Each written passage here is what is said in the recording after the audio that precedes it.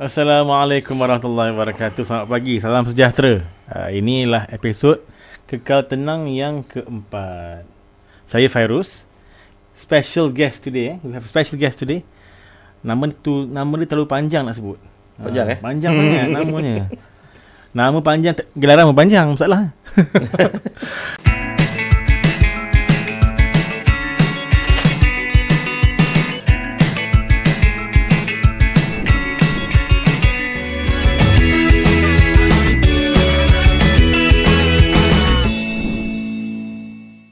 Technologist Dr. Subhash Chandra Bose. How are you? Baik, sihat. Apa khabar? Alhamdulillah sihat. Okey, puasa? Puasa? Puasa? Masih lagi puasa? Masih puasa. Hari ni hari yang ke berapa? 6. Hari ke 6. Betul lah. Setiap hari saya postkan apa yang saya makan. So saya kena tulis juga puasa. Saya memang follow dekat Facebook. So pagi ni tadi bangun sahur pukul berapa tadi? Saya selalu bangun sahur pukul 5.30. Awal. Tapi oleh kerana saya tak solat, so saya tunggu sebelum solat subuh, saya akan sahur dalam pukul 5.50. Okey. Lepas tu tak sambung tidur dah. Sampai sekarang? Tak sambung tidur. Maintain. Setiap hari macam tu? Saya start kerja pukul 7 pagi. Okay. Saya kena hantar anak ke sekolah dulu. Bagus salangan awal. So dah biasa dah. Okay. So before kita mula, dan of course tajuk yang menarik tentang pengalaman berpuasa tu, kita nak tahu dulu latar belakang sikit. Boleh. Latar belakang panjang kan. Kita dah kenal lama. Oh, boleh. Okey, latar belakang, mungkin kita mulakan dengan latar belakang pendidikan lah, kalau boleh kongsi sikit. Okey. Kalau itu kan latar belakang yang paling panjang tu. Saya bermula dengan computer science dulu. Computer science. Pasal saya takut dengan matematik. Tapi kebetulan bila orang cakap IT ni macam-macam ada future lah lepas ni. So ikut member-member belajar computer science, terpaksa lah belajar matematik masa tu untuk kiraan tu kan. So tetapi saya memang minat untuk buat bisnes. So this is degree lah, computer science. Degree. Saya sebenarnya ada 6 jenis diploma. 6 diploma. 8 professional certificate. 2 degree, 2 master dengan free PhD. Sangat ni. Free sangat. Banyak sangat. Saya minat belajar. Apa banyak sangat ni? So saya juga sebenarnya saya dapat TS ni sebenarnya daripada pengalaman saya bekerja di Microsoft Malaysia dengan Microsoft Australia. Lepas tu saya antara engineer yang bekerja sama dengan kerajaan Malaysia untuk memasang refund scheme GST di setiap airport kat Malaysia. Bila dah GST tak ada kerja dah. Jadi kenapa ambil PhD tu? PhD tu bukan nak mengajar student, bukan masuk universiti pun. Kan ada jemputan juga sebagai pensyarah. Banyak kali. Walaupun saya bukan profesor, tapi kadang-kadang saya dijemput oleh universiti untuk bagi pendapat. Kira invited speaker ke? Ada. Banyak kali. Okay. Entahlah. Kadang-kadang saya merapu pun orang terima je. So sekarang ni company berkaitan dengan saya buat company secretary dengan audit taxation. Yang untuk taxation saya pergi belajar accounting lagi. Dapat tahun lepas dapat. Dan sementara tu saya pun berjaya dapat lesen pilot yang akan expire tak lama lagi. Pilot apa ni? Terbang? Ya. Rajin betul kan? Bagi sikit masa kat kita orang. Okey, saya nak tanya, itu bahagian pendidikan dan kerja lah dari sudut aktivisme. I know you are juga dalam politik previously dan juga mungkin dalam NGO yang boleh kongsikan kepada kami background sikit. Sebelum ni saya bersama dengan parti MIC, Malaysian Indian Congress. Saya join parti masa umur saya 24 tahun. Sekarang dah 45 tahun. So masa tu saya menjawat jawatan sebagai Ketua Pemuda Puchong, lepas tu Ketua Penerangan Selangor, lepas tu ahli komiti dalam ahli majlis tertinggi dalam Barisan Nasional Pemuda, lepas tu banyaklah. Ada Setiausaha Penerangan Pusat pun ada. Dan dari segi NGO adalah jadi Setiausaha Kuil daripada persatuan. Saya juga YDP sekolah menengah anak saya. Dan juga saya juga naik pengurusi KRT kawasan tempat tinggal. Banyaklah. Dan dulu Subhash juga pernah jadi pegawai khas kepada Menteri Wilayah Persekutuan Tan Sri Anwar Musa. dan juga masa tu dia juga pegang sepatutnya Menteri Komunikasi dan Multimedia. Saya juga. Jadi itu kali pertama ke jadi pegawai khas kepada menteri? Kan pernah sebelum ni pernah jadi juga? Itu kali pertama. Kali pertama Dia handpick saya. handpick you. Handpick saya. Okey, Subah join. Saya kata okey, ikut je. Oh ni kira anak emas lah Tan Sri Anwar Musa. Lebih kurang Lebih kurang. Terus sekarang ni adalah sebagai ahli majlis tertinggi Muafakat Nasional. Muafakat Nasional. Which is sebenarnya kalau ikut bagi Melayu sebenarnya is a Malay majority NGO lah kan. Betul, Malay majority, tapi kita nak pastikan NGO tu dia meraihkan keunikan. Kami nak semua. Dia mewakili rakyat Malaysia, bukan sahaja. Oleh kerana majoriti dalam negara kita ni Melayu, so memang nampak macam Melayu, tapi bukan inklusif kepada Melayu sahaja. Peranan saya dalam MN ni adalah untuk menyebarkan maklumat dan kelebihan Muafakat Nasional kepada rakyat Malaysia. So ada peluang lah bergambar dengan Ezlan Yusof kan? Oh ya. Bukan senang dapat ambil gambar dengan selebriti ni. Jelas sekali sebut tadi tadi dah cerita pasal background pendidikan, kerja sikit dan juga politik. Lupa pasal keluarga. Dah kahwin? Dah kahwin, ada dua anak. Anak pertama, anak perempuan baru habis SPM tahun ni. Dia dari Sekolah Menengah Sains Selangor. Anak kedua, anak saya lelaki, dia baru habis dah masuk tingkatan 2 sekarang. Kedua-dua ni pandai-pandai. Macam mak dia. Macam mak dia. Mak dia. Sekolah Menengah Sains Selangor dia SBP Ya. Tapi berapa orang non-Muslim kat dalam India Cina? Tak ramai. Rasa kurang daripada 10 ke 11 orang. Ada orang kacau tu. Saja dia orang kan. Memburuk-burukkan hubungan di antara orang kawan. Bagaimana dengan doktor? Doktor macam mana dengan keluarga, pendidikan? Boleh saya tanya sekali? Macam kena interview je. Siapa sebenarnya jadi pengurusi ni saya? Betul-betul. Saya adalah dalam background perubatan. So dulu Sekolah Menengah Sains Pokok Sena, ambil SPM, buat A-level dekat College Lembah Beringin, KYUM. Kemudian saya pergi ke luar negara, University College Cork, Republic of Ireland. 5 tahun belajar perubatan dan kat 3 tahun jugalah jadi doktor di sana. Doktor? Hebatlah. Walaupun dah 5 tahun duduk sana, tapi accent masih macam orang Malaysia je. Tak adalah you should have not tried that. Oh my goodness. Wow. Goodness gracious me. But kita Irish, dia accent tak sama. Langsung tak faham apa dia cakap kan. So bila balik Malaysia dan balik 2013 saya masuk dalam bidang akademia lah. Akademia di Universiti Teknologi Mara, Pensyarah Pekanan Perubatan. So buat masters UKM dan sekarang tengah buat PhD, tengah tulis. Tapi tak sempat mengalahkan sebab saya free time banyak kot. Saya lab base lah. Saya lab base, saya kena masuk makmal dan buat eksperimen yang agak panjang lah. Hebatlah dalam masa yang singkat macam ni doktor boleh. Tapi saya jela juga dalam kesibukan hidup ni. Kulit doktor ni masih bercerah, masih nampak muda. Ada pakai produk ke? Kita ada penaja ke siapa-siapa nak? Bahagia betul soalan ni. Gurau Tapi memang kalau umur saya dah 40, I'm probably about 4 years younger lah. 41. 83. Betul kan? 79. Betul lah. Yelah, yang sekarang biasa orang tanya soalan yang sama. Saya pula jadi dia bagaimana seorang tu boleh membahagikan masa dengan keluarga, dengan NGO, dalam politik. Memang payahlah. Bagi saya lah. Cara hidup saya berlain sikit. Kalau ikutkan career saya jaga company dengan accounting audit. So saya kena lebih awal daripada klien saya. So bila saya keluar, kalau saya nak keluar, so saya pastikan saya hantar anak ke sekolah dulu. So dengan excuse tu saya boleh bangun awal. Satu. Sebelum saya bangun, saya ada banyak masa. Lepas sarapan pagi, saya akan duduk, saya akan start planning untuk siapa saya nak call. Dia akan masuk kerja pukul 10 pagi. So sebelum tu saya kena prepare apa nak hantar, apa nak minta, dokumen dah siap ke. Yang tu saya kena prepare awal-awal. So bila saya masuk ke office, benda dah ada kat tangan. So mereka akan masuk, klien akan masuk dalam office, saya akan call, okay, saya nak dokumen ni, saya nak payment ni, dah. Dari pukul 2 kerja saya dah siap. Lepas tu daripada pukul 3 ke 5 saya ada masa untuk plan untuk esok.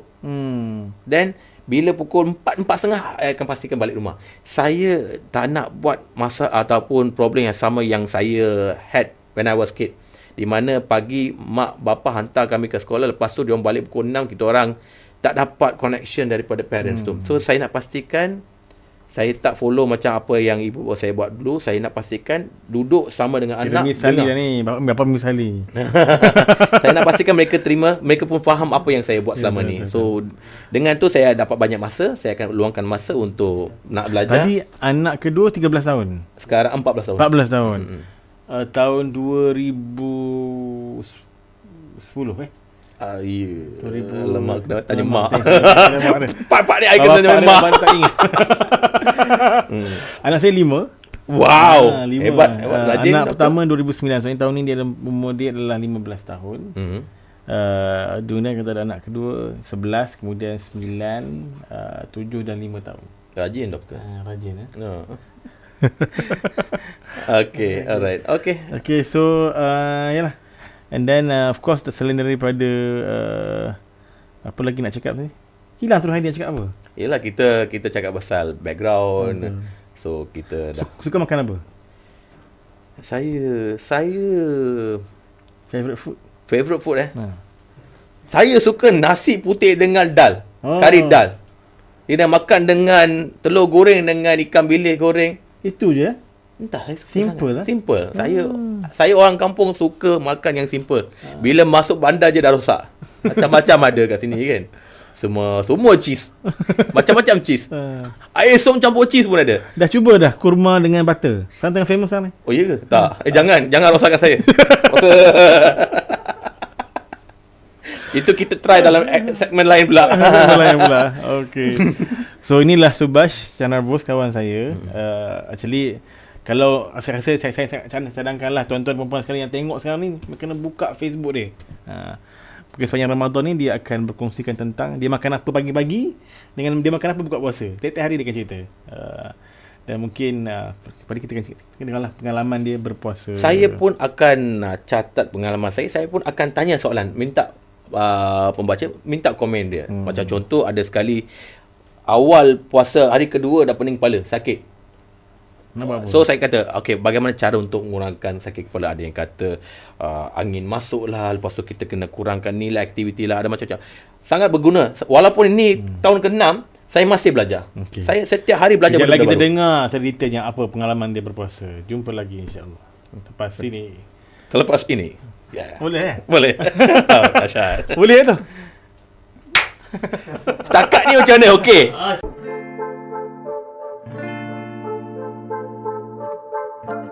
Lebih 35 tahun Harakah menjadi lidah rasmi Parti Islam se-Malaysia PAS dalam menyampaikan pendirian PAS dan isu semasa yang benar dan inklusif kepada masyarakat. Produk utama Harakah iaitu Harakah Cetak kini berwajah baharu dengan ulasan isu yang lebih menarik serta kupasan kejayaan negeri-negeri di bawah pentadbiran PAS. Setiap segmen disusun atur dengan lebih kemas dan berinformatif.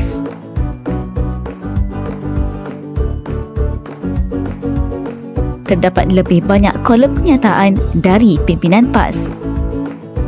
Tidak lupa juga ruangan iklan yang lebih strategik dan jelas. Tunggu apa lagi? Jom langgan Harakah Cetak versi baharu sekarang.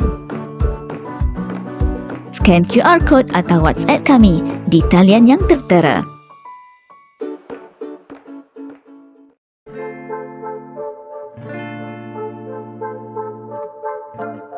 Subhash. Ya. Okey. Puasa Puasa. So Subhash ni tuan-tuan dan puan sekalian, dia dah puasa tahun yang ke-6. Puasa maksudnya 30 hari lah. Full. Maksudnya sahur sama macam kami. Bila dengar azan tak makan kan? Tak. Tak. Betul Tunggu semua makan dulu baru saya makan. Takut nanti kadang-kadang tersilap teknik kan. Nanti kalau maghrib azan dengar baru makan. Betul. So sama macam orang Islam lah.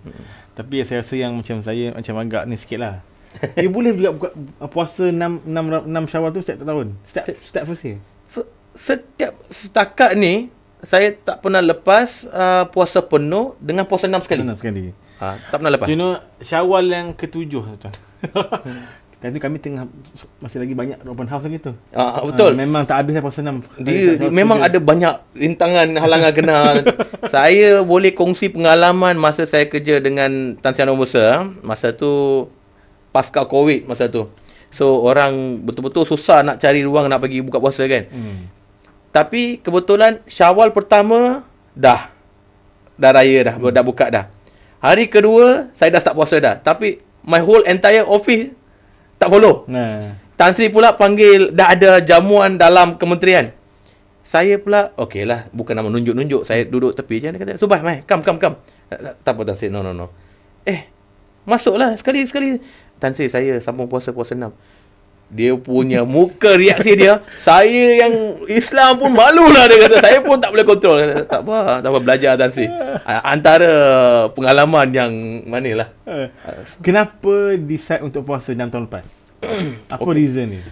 Itu standard soalan lah. Saya selalu terima daripada yang Muslim dan non-Muslim. Kebanyakannya yang Muslim tu dia kata terbaik, bagus, ada yang faham. Tapi reaksi saya dan saya tengok reaksi yang non-Muslim tu agak lain sikit. Pasal dia kata, kau dah masuk Islam ke? Kau dah masuk Islam ke? Kau dah sunat ke? Kan? Dah sunat ke? So saya akan tanya, kenapa? Apa kaitan sunat dengan berpuasa? So bagi yang beragama Islam, dia faham, okeylah, baguslah. Kalau secara general kesihatan. Bagi saya lah, mula-mula saya cuba sekadar nak cuba.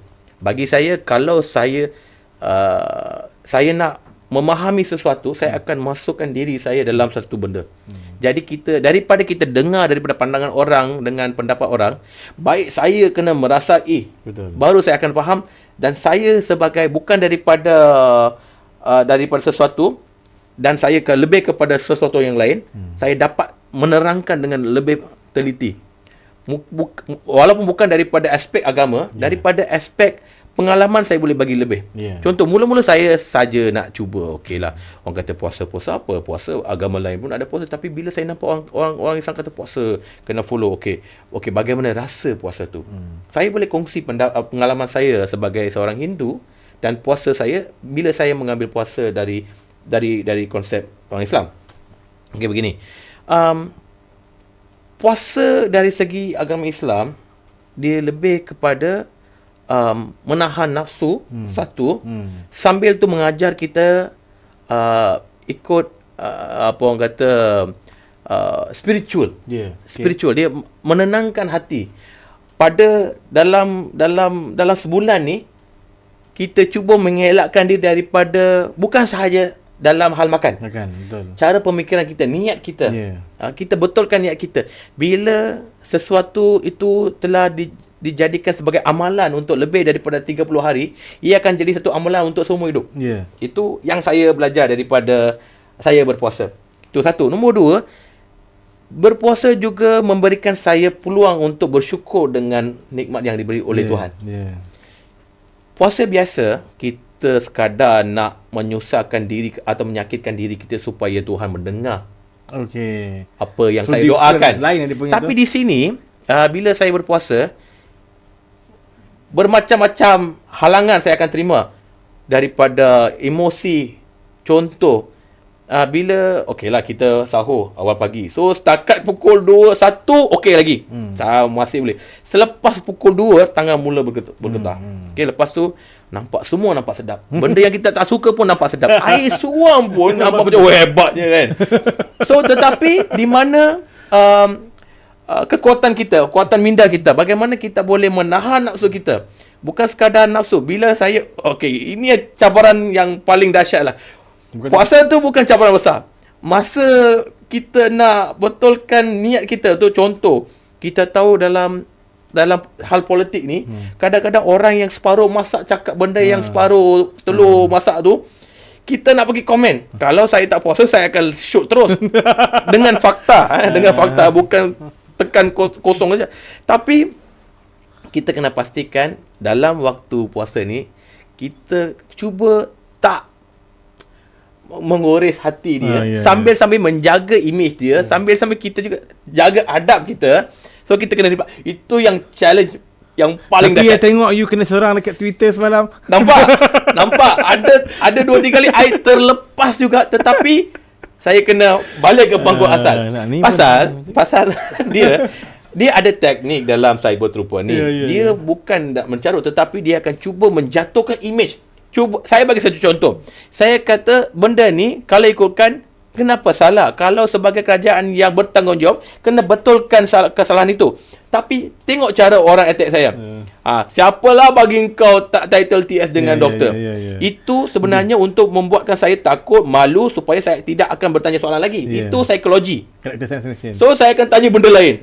Yang menyakitkan tapi dengan cara tidak langsung. So dia pula, alamak aku tekan dia, kan dia tekan aku pula, malu. Itu cara saya lah.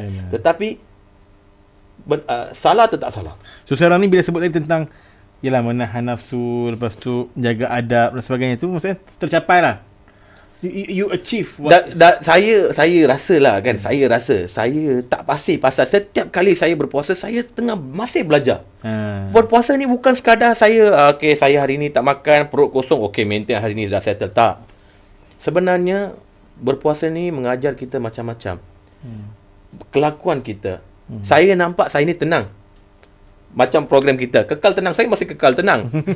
Tapi saya jadi stres bila nampak menu-menu masa buka puasa. Itu sampai sekarang perut saya tak kurang berat lagi ni. Hari puasa seorang-seorang kan ada family ikut sekali?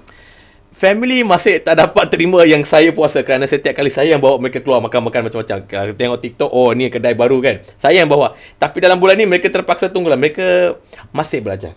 Masih. Tapi masa buka puasa takkan boleh keluar buka puasa ramai-ramai kat saya selalu saya mengambil kesempatan itu mengucapkan terima kasih kepada isteri saya kerana membantu saya untuk mencapai niat saya. Dia sekali bangun masak untuk saya. Kadang-kadang kadang-kadang saya belilah. Kadang-kadang tak sempat beli, macam roti canai, simpan dalam fridge, besok pagi ditolong hangatkan. So dia bangun pagi. Betul. Pukul 5 pagi. Sebenarnya kami keluar kerja sama-sama, so dia terpaksa bangun juga. Ya, Sorry lah kalau betul. dia tengok ni. Sorry lah, tapi saya #backup bini. Okey dah jalan. Maksudnya keluar awal. Keluar awal. So kita memang sebelum ni kami bangun awal. So kami gunakan cara ni untuk sekalikan puasa. So setiap kali ialah keluar pukul 6.30, so bangun pun pukul 5, sahur 5.50. Okey lah sekali. Fine. So saya ucapkan terima kasih lah. Thank you darling. So memang sweet betul lah. So untuk menyediakan makanan tu tak adalah okey.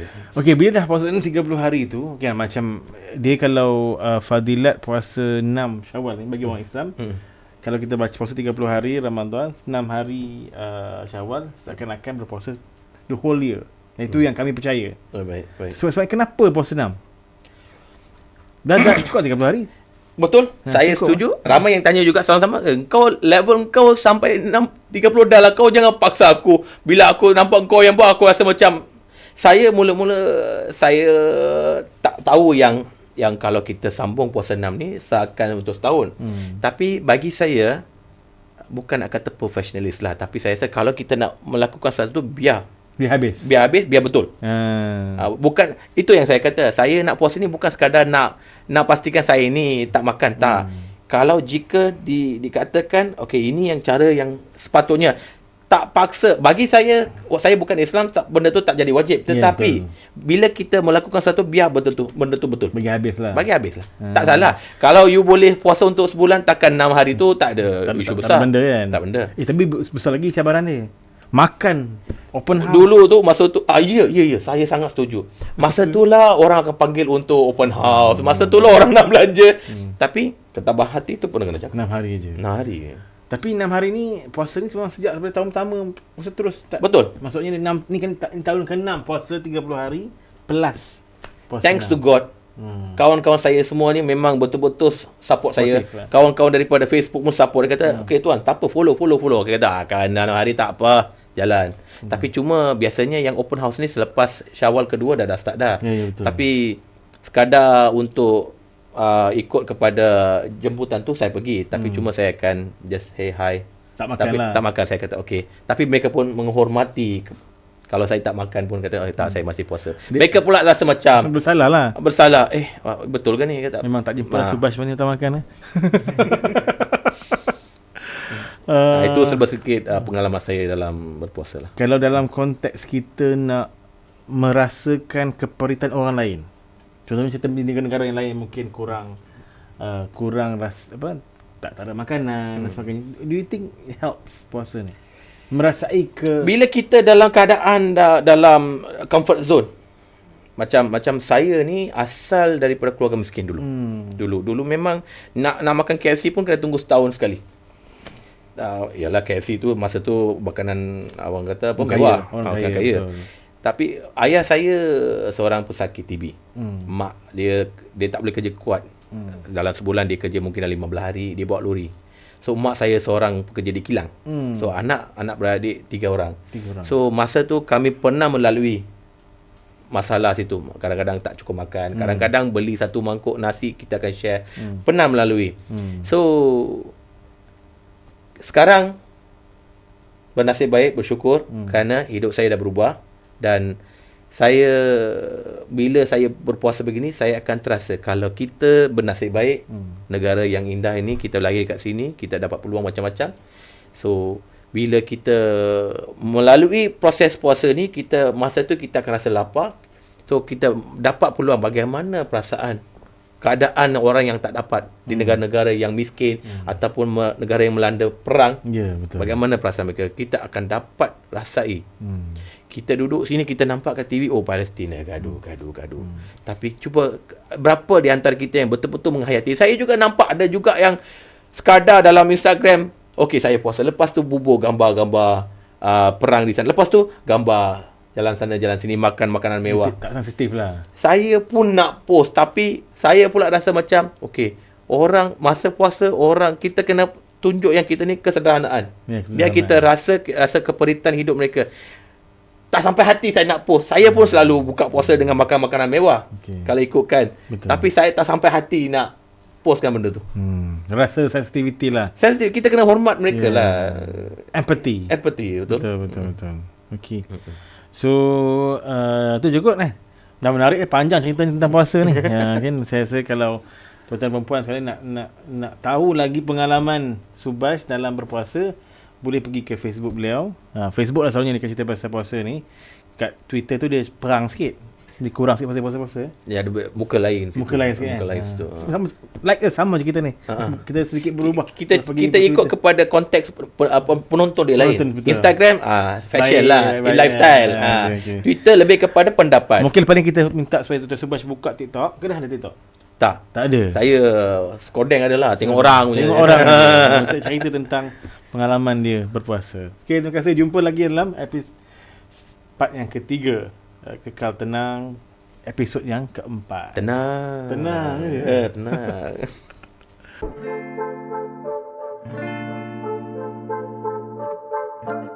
Lebih 35 tahun Harakah menjadi lidah rasmi Parti Islam se-Malaysia PAS dalam menyampaikan pendirian PAS dan isu semasa yang benar dan inklusif kepada masyarakat. Produk utama Harakah iaitu Harakah Cetak kini berwajah baharu dengan ulasan isu yang lebih menarik serta kupasan kejayaan negeri-negeri di bawah pentadbiran PAS. Setiap segmen disusun atur dengan lebih kemas dan berinformatif.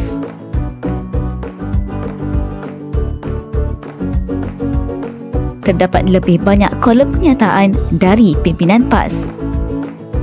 Tidak lupa juga ruangan iklan yang lebih strategik dan jelas. Tunggu apa lagi? Jom langgan Harakah Cetak versi baharu sekarang. Scan QR Code atau WhatsApp kami di talian yang tertera.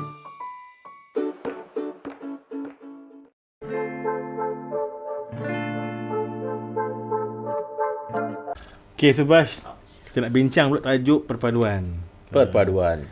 So Malaysia ni sangatlah unik lah. So Malaysia is very unique lah sebenarnya. Very unique, multiracial. Multiracial, beautiful. I think kita dah dalam negara ni dalam berapa tahun? 97 now it's nak 60 plus tahun kan. Cuma bila mungkin disebabkan oleh social media, saya rasa lah. Dulu saya sekolah kebangsaan. Sekolah Vernacular. Tamian masih sekolah rendah. Sekolah menengah? Menengah SMK lah kan. SMK je semua lah. Kan. Orang India tak ada sekolah menengah. Betul. Orang Cina je orang sekolah menengah. Dulu saya SMK pun sama juga, dan my classmate majoriti adalah Cina dengan India.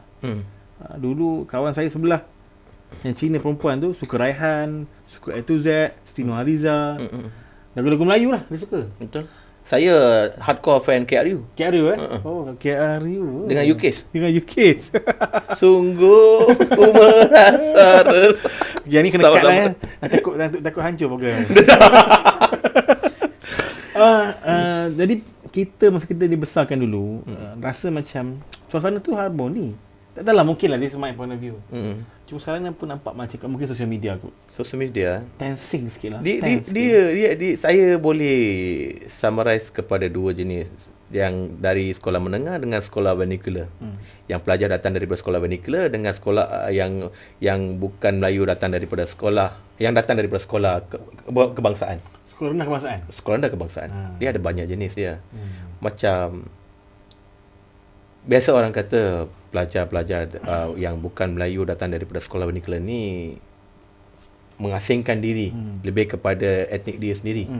Yang tu telah menjadi satu sebab kenapa yang bukan Melayu ni masih tidak menerima ataupun menghayati perpaduan dengan bahasa kebangsaan dan sebagainya.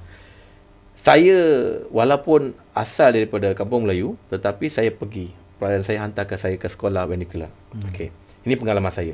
So that you can speak Tamil better lah. Saya boleh tulis. Saja, baca, semua A to Z lah. Level different level lah. Orang kata. So, pendapat saya, biasa orang kata sebenarnya kita kena hapuskan sekolah vernacular. Ini pandangan saya pasal saya adalah produk daripada vernacular. Okey, adakah sekolah vernacular akan jadi penghalang untuk menjadikan masyarakat Malaysia menjadi perpaduan ataupun mengeratkan hubungan? Bagi saya tak nampak salah kalau ada sekolah vernacular. Okay. Dengan pandangan saya. Kenapa? Okey, kenapa, apa beza di antara sekolah vernacular dengan sekolah kebangsaan? Sekolah rendah kebangsaan. Sekolah rendah kebangsaan lebih tumpu kepada silibus daripada buku. Okey. Contoh, lebih kepada sejarah Malaysia, bahasa, moral dan matematik. Manakala vernacular ni, dia walaupun ikut silibus KBSR dulu, yang sekarang KBSR, tetapi ada juga dia emphasize on bahasa dengan budaya. Di mana benda ni takkan dapat dengan sepenuhnya di sekolah rendah kebangsaan. Contoh di sekolah Tamil. Selain daripada silibus sekolah, dia akan mengajar tarian tradisi. Bahasa kalau ikutkan KBSR bahasa Tamil, tetapi ada bab lain yang bukan daripada KBSR, lebih kepada kesastraan. Bahasa, tarian, cara-cara yang tu ada dalam sekolah vernacular, sama dengan sekolah Cina. Pasal tu tadi masa saya explain dengan saudara kita Firdaus tadi, bahasa tertua di dunia, antara bahasa tertua di dunia ini adalah bahasa Tamil dengan Cina, Mandarin. Bagaimana sampai sekarang boleh survive? Kerana masyarakat India, khususnya daripada India dengan masyarakat Cina daripada Cina, memastikan mempertahankan bahasa dengan budaya dan agama. So bahasa datang pertama. So jika katakan masyarakat bukan Melayu daripada sekolah vernacular ni, bila dia masuk ke sekolah menengah, bukan kerana dia tidak menguasai. Dia berasa dalam 6 tahun dia dengan grup dia saja, dengan bangsa dia. Bila dia masuk campur dengan bangsa lain, dia terasa macam adakah orang akan bergelak bila mendengar cara bahasa saya. Kerana bahasa Melayu yang diajar dalam bahasa kebangsaan lain beza dengan standard di bahasa standard di sekolah Tamil pun rendah berbanding dengan sekolah kebangsaan. SJKC, yes, I know. Ya, tapi di sekolah Tamil saya rasa tidak setara pasal yang tenaga pekerja dia Melayu, mengajar yang bertutur dalam bahasa Melayu, mengajar dalam bahasa Melayu. Tetapi yang guru-guru di sekolah vernacular ni bukan daripada orang Melayu, tetapi daripada, tak semestinya yang guru ada yang pakar, tapi majoritinya saya nampak, kadang-kadang saya cek masa zaman saya pun, guru bukan Melayu mengajar bahasa Melayu pun banyak buat salah. Tak semestinya betul. Bagi saya, kalau cikgu kata betul, saya akan ikut je. Tapi nasib saya, thank to God, bila saya interaksi lebih dengan orang Melayu di kampung saya, bila saya masuk sekolah menengah, bagi saya I was not alienized. Walaupun daripada kalangan Melayu dia nampak first, ini siapa? Tapi saya tak takut untuk bercakap. Saya suka berkomunikasi. Bila mereka boleh faham bahasa Melayu saya rasa saya masih boleh fasih dalam Melayu. Okey tak? Kami agree. Okey. Bila saya berfasih, boleh faham. So masih ada masalah lah tu. Okay. So bila mereka boleh terima, saya rasa confident. Dan cikgu akan panggil, kau Subhan, kenapa tak masuk dalam DK Barat? Saya masuk kelas DK Barat. Saya ambil bahagian. Bukan kerana dia tak menolak penerimaan, tetapi ada konsep di antara pelajar-pelajar dari sekolah mereka beranggap, oh, sekolah Melayu sengaja nak menolakkan kami kerana kami ni bukan Melayu. Tak salah. Saya boleh survive. Saya boleh masuk mana-mana. Saya boleh masuk kementerian. Vernacular tak pernah jadi, tapi minda manusia yang menjarakan kita daripada menjadi memahami, mendekati sesuatu. Betul. Dia dalam isu sekolah vernacular, memang dia bukan isu yang simple sebenarnya. It's not a simple issue. Betul. Orang kata tentang sekolah perlu ada satu stream yang sama untuk kita menggalakkan perpaduan. I mean, in one sense memang kita boleh kata betul lah kot, sebab kalau anak-anak tu daripada awal lagi berinteraksi, Betul. maka dia akan lebih kenal orang-orang yang berbeza. Kita tak boleh menggunakan, kita tak boleh mengukur sikap perpaduan dan sikap penguasaan bahasa dengan mengambil contoh sekolah vernacular sebagai contoh dalam ni.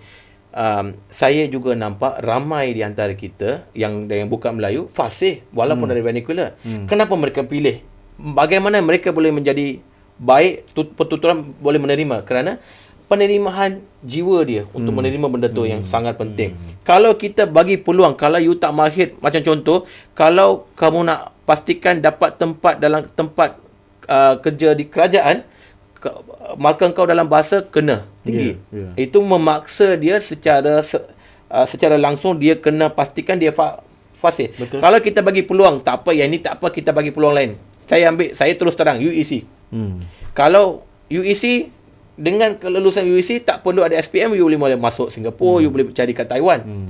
Jadi isu tu macam, okeylah, saya tak kisah, saya boleh ambil bahasa sebagai SPM, dia wajib kan. Tetapi saya tak akan menggunakan SPM sebagai untuk mengukur kebijaksanaan saya, kelayakan saya. Bila di luar masih boleh terima.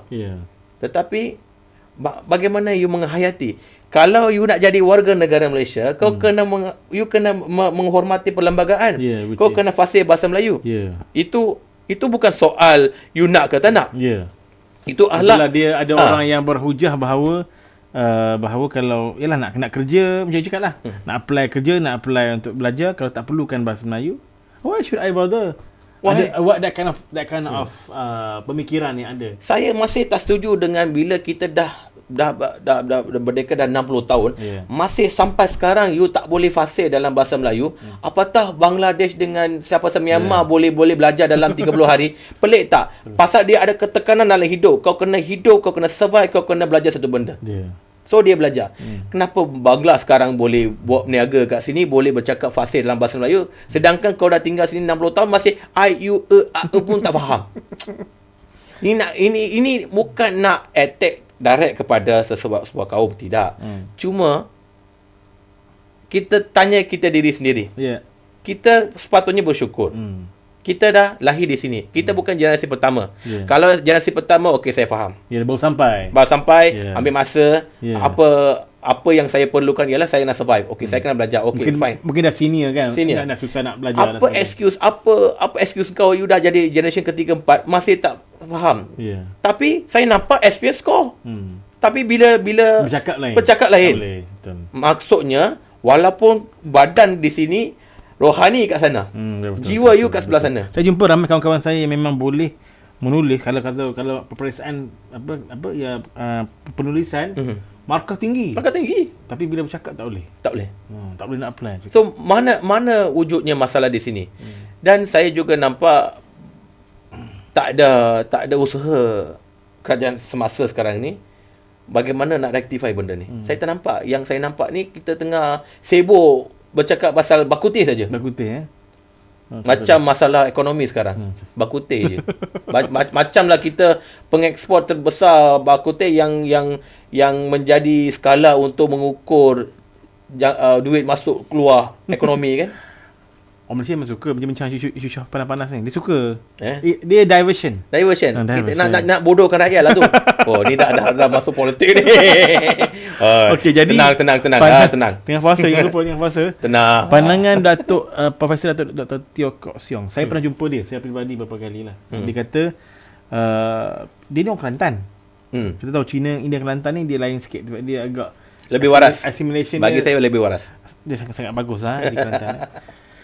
Dan dia sebut pada kami, tentu saya bertemu dengan beberapa kawan saya dengan dia dekat UKM. Dia ni profesor emeritus kan dekat UKM sekarang ni. Dan dia sebut, dia kata memang dia sebagai peribadi dia percaya bahawa the best approach adalah dengan sekolah secara satu aliran.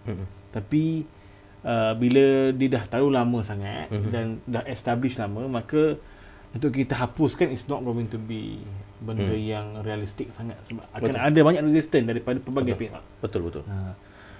Saya pun pada masa yang sama saya terfikir kadang-kadang bila kata kita nak cabar sekolah vernacular lagi, dia balas balik sekolah agama dia akan ada pertembungan yang akhirnya menyebabkan kita mungkin akan ada lagi banyak sakit-sakit hati, cakap benda tak elok dan sebagainya lah.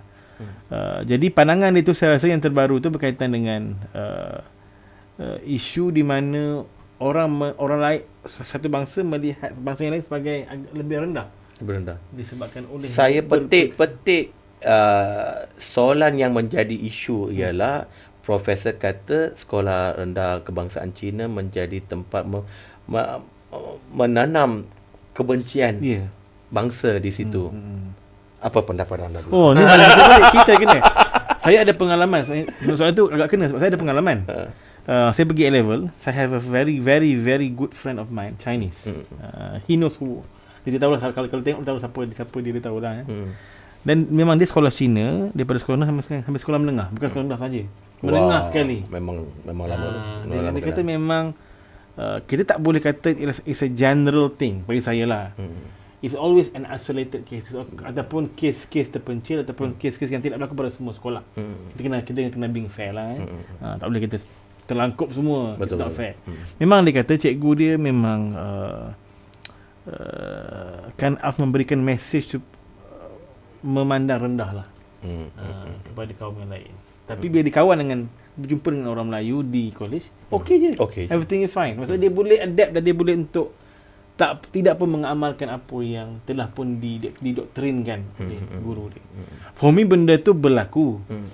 Just to say that it is something yang berlaku pada semua mungkin tidak begitu fair lah. Macam satu sekolah rendah kebangsaan Cina di Ulu Langat, 90% Melayu. 90% Melayu. Sekolah Cina. 90% Melayu. Lain macam kan? Malah yang lain-lain tu dia kata ialah campuran. Ada yang macam maksudnya bukan fully Cina lah, yang mix. Yang fully Cina tak ada lah. Menarik lah sebagaimana sekolah vernacular boleh menarik orang-orang Melayu untuk hadir ke sekolah Cina. Dia saya nampak dari sudut ini macam ni. Dia ikut kepada topologi geographical situation juga. Macam contoh macam ladang, majoriti India, tetapi ada juga budak-budak Melayu pun masuk. Bukan kerana mereka terpaksa, cuma di situ senang, dekat dengan rumah.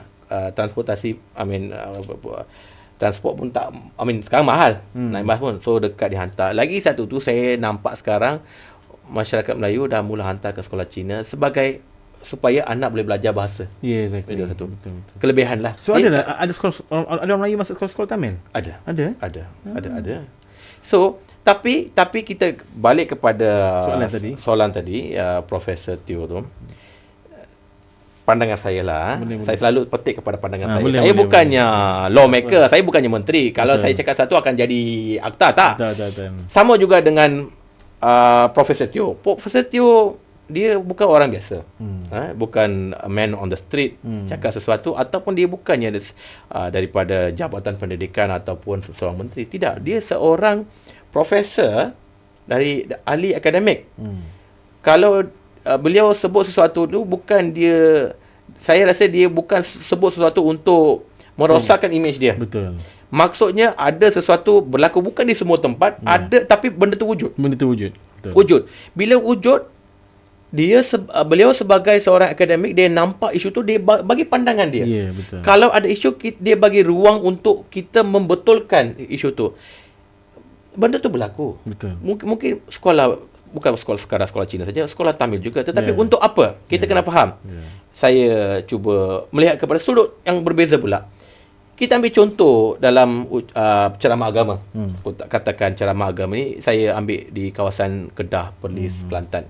Di mana majoritinya Melayu. So di situ saya kata, okey, kita kena pastikan, kita kena undi parti kita. Kalau kita undi, pastikan kita masuk syurga. Contoh. Itu adalah antara reality. Okey, saya cuba comparekan benda ni. Bila kita sebut sesuatu, itu tak salah. Bagi saya tak salah. Kerana ia ni lebih kepada community. Spesifik, inklusif. Exactly. Tapi dulu sekarang social media orang nampak apa hal. Dulu. Bila penceramah tu bercakap sesuatu, dia nak pastikan mendapatkan kepercayaan kepada penduduk situ, dan kata-kata semangat tu akan menjadikan dia lebih kepada apa yang difikir ataupun di niat dia. Sama juga di sekolah Cina dengan sekolah Melayu. Bila dia katakan ini senario, saya tak ada di situ, tapi saya bagi senario. Di situ dia kata, ini negara Malaysia tapi majoriti Melayu. Kita ni minority. Minority, kalau kita nak survive, kita nak pastikan kita kena lebih rajin daripada mereka. Mereka ada kuota, status kuota Bumi Putera dan sebagainya. Kita ada ni, kita ada itu. So kita kena fight tapi kalau cara you buat dengan cara yang betul tak salah. Betul. You kena bakar semangat. Ada juga yang dalam episod-episod sebelum ni ada orang tanya, bukan Melayu kata kami ni ditindas sebagai Israel dengan Palestin. Saya tak setujulah tu. Tak adalah, itu dah melampau. Tapi saya pula jawab, sebenarnya saya tak nampak isu kuota Bumi Putera tu mematahkan semangat yang bukan Bumi Putera. Sebenarnya membakarkan lagi. Siapa yang lagi kaya dalam negara kita ni? Bukan Bumi Putera, tapi orang Bumi Putera cuba juga. Tapi siapa yang pegang? So contohlah. So bila kau gunakan pendekatan yang baik untuk membakar semangat, saya setuju. Tapi jika tempat ini digunakan untuk menjatuhkan kaum lain, agama kau. So, sama juga bangsa kau. Kau kena jaga, tetapi bukan dengan cara menjatuhkan sebuah agama ataupun bangsa untuk menunjukkan kau ni saja betul. Itu tak betul. Jadi Profesor Teo, bagi dia nampak ada benda wujud, so dia bagi cadangan dia. So kita sebagai rakyat Malaysia, kita kena menilai, cuba mengkaji semula. Jika ada kelebihan, kita terima. Kalau ada keburukan, kita baiki. Contoh, bila kita sentuh vernacular, ada juga kata, itu adalah hak kami. Saya melihat kepada sudut ketiga pula. Kontrak sosial. Masyarakat Melayu diberi hak istimewa. Dan juga yang bukan Melayu diberi warga negara dan diberi bebas untuk mendirikan rumah ibadah dengan sekolah. Settle. Itu adalah formula terbaik. Okey? Kau jangan soal benda ni, kami tak soal benda tu. Dah selama ni. Tetapi jika adanya isu-isu yang berkaitan dengan perpaduan, kerajaan kena fikir cara. Bukan kita nak salahkan, nak haramkan sesuatu supaya benda ni, dan kita juga secara tidak langsung membuat masalah lain seperti domino effect. Betul. Dalam isu ni sebenarnya saya tak faham sangat, sebab saya rasa sepatutnya bila yang tak puas hati, dia bawalah hujah dia. Now we going towards dah kena ambil legal action pula. I mean, dia menerukkan keadaan. Profesor bagi pandangan. So ada yang react dengan tindakan undang-undang. This is very unhealthy. Unhealthy because dia lebih kepada orang-orang lebih berminat dengan bab politik. Jangan politikkan isu pendidikan. Sesebuah negara, kita menilai sebuah negara maju ke tidak daripada dua sektor saja, pendidikan dengan ekonomi. Sampai sekarang ekonomi benda boleh predict, tetapi pendidikan kita boleh adjust balik daripada bulu. Betul. Tapi bila education tu tak betul, maka something wrong. So bila seorang ahli akademik memberi pandangan, dia tak menghina, dia kata wujud unsur itu lain. Kalau beliau kata saya nampak ini memang betul, saya memang ni, okey, apa bukti? Biar bahagian yang selagi ada perlembagaan undang-undang, okey, tak apa. Kalau report tak apalah, itu hak engkau. Tetapi secara peribadi saya, kita rakyat Malaysia ni, kita ambil sebagai pedoman. Kita ambil, okey, kenapa? Adakah wujud? Bawa usul tu kepada parlimen, kita bincang, kita kaji. Jika ada penyelesaian, okey, lepas tu kau bentangkan. Tengok majoriti terima kita tak? Jangan buat sesuatu dengan membuta tuli, kau mempolitikkan isu tu sampai benda tu akan membawa negatif. Bila ucapan tu dimodifikan kepada benda lain, bila orang yang tak faham apa sedang berlaku, dia marah, lepas tu wujudlah tiba-tiba NGO-NGO yang kecil-kecil tu nak jadi hero. Lepas tu spark api, lama-lama siapa yang susah? Negara. Betul. Akan huru-hara. Betul. Stres lah. Sebab isu ni isu pertembungan ni dia berlaku terlalu kerap. Dia macam tak berhenti-henti. Macam dah pre-plan dah. Macam pre-plan Betul. Bakuteh. Siapa peduli bakuteh? saya masih tak faham. Jika seseorang ini bukan satu negara dengan satu etnik, multiracial. Multiracial kita kena meraihkan perbezaan ini. So kalau masyarakat Melayu, nasi lemak adalah identity, bak kutih adalah identiti dia. Bukan kita kata kami suka bak kutih, kami jadikan bak kutih itu sebagai makanan rasmi. Tak, maksud kami akan meraihkan kita semua. Tapi makan. kenapa orang marah? Bagi saya lah, bagi saya inilah mungkin saya rasa bila keadaan tengah panas. Panas. Kalau orang India letak maruku, kami makan maruku. Maruku sedap. Tapi bukan maruku, sebenarnya murku. Orang India marah-marah juga, kenapa panggil murku ke maruku? Sorry. Tunggu panas kan. Jadi bak kutih, saya tulis kat Facebook saya. Subhash pun antara yang suka follower saya punya tulisan di Facebook juga. Saya tulis bak kutih ni maksud dia sup herba tulang. Betul. Tulang daging. Dia bukan daging, dia tak sebut daging apa. Tak sebut spesifik. Cuma Cina ni kalau sebut bak kutih dia akan order daging babi. Babi. Itu yang babi ni orang Melayu ni memang stres. Bila sebut je babi. Cuma saya tengok mungkin dia bukan masalah dia adalah bagaimana benda tu dibawa. Saya personally lah saya rasa kan.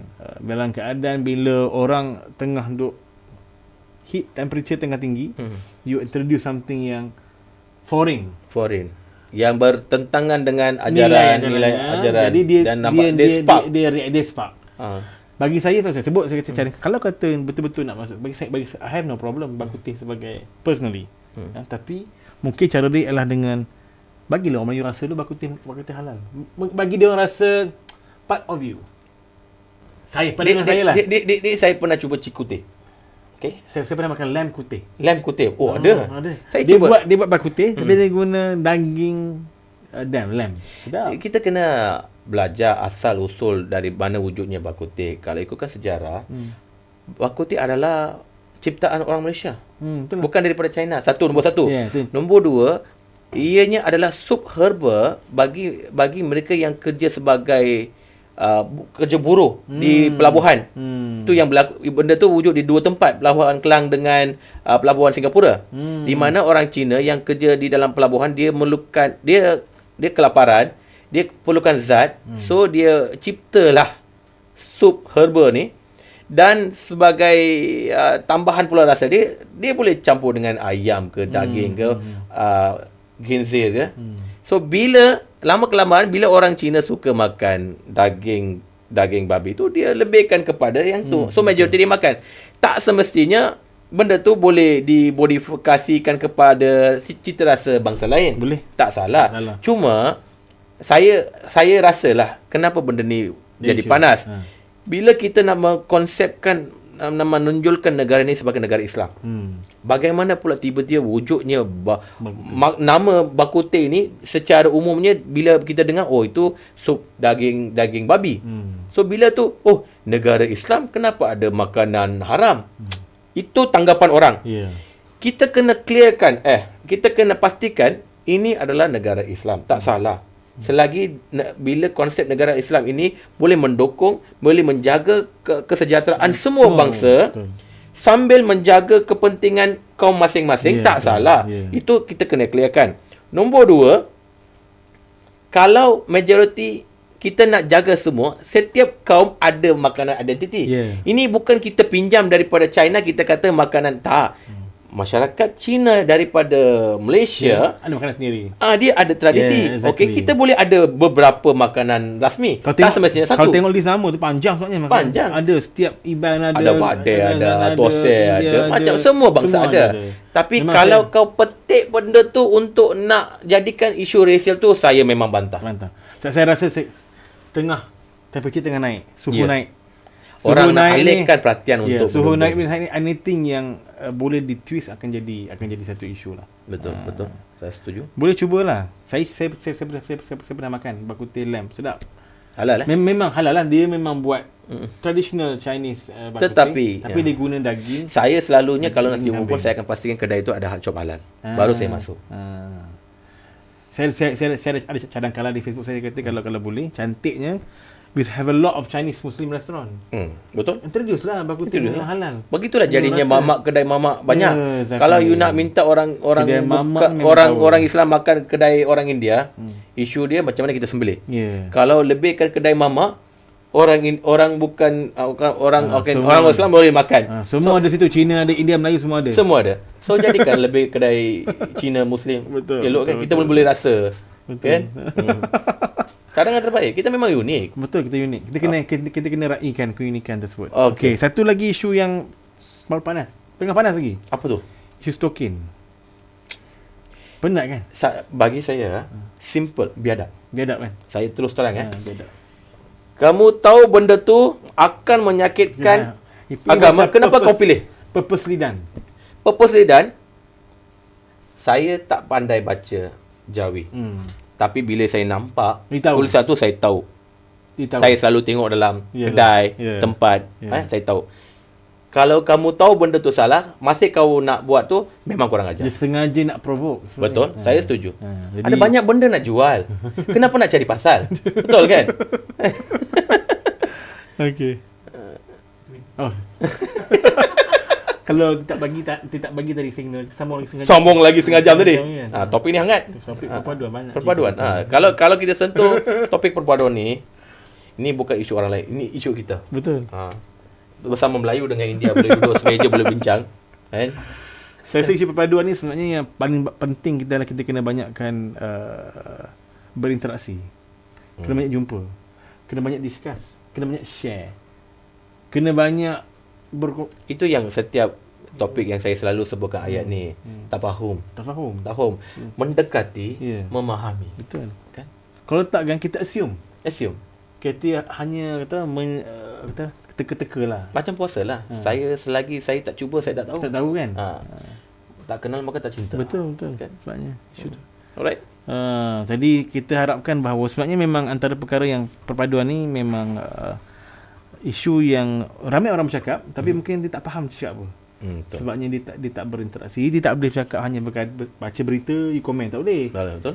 Dia kena baca berita tapi bersama dia kena dia ada kawan, dia punya berita, dia bertanya soalan yang sama.